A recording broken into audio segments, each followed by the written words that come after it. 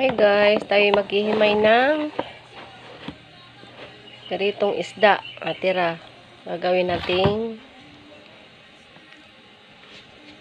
pwede itong gawing torta.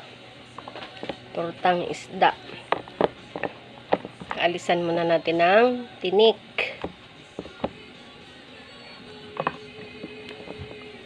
Kaya pag may tira-tira kayong isda, pinirito, gagawin yung ganito, hihimayin nyo, tatanggalan nyo na ng tinik. Haluan nyo na ng itlog at saka harina. Yan.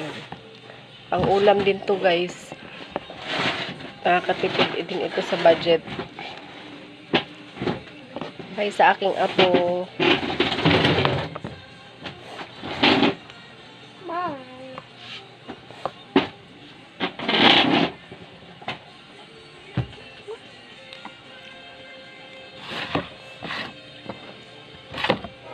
Yan.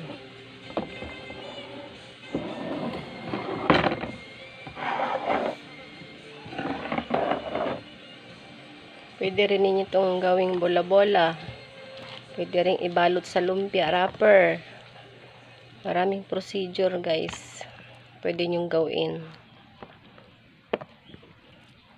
Ma, paturo nga.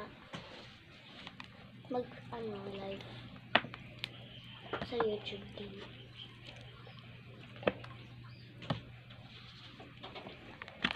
Paturo yung ganyan. Yan. Ito guys, oh, may mga tira pang isda. Ito ay tira namin kagabi. Peritong galunggong. Hindi namin naubos. Kaya ito, isasama ko sa pagtorta. Yan.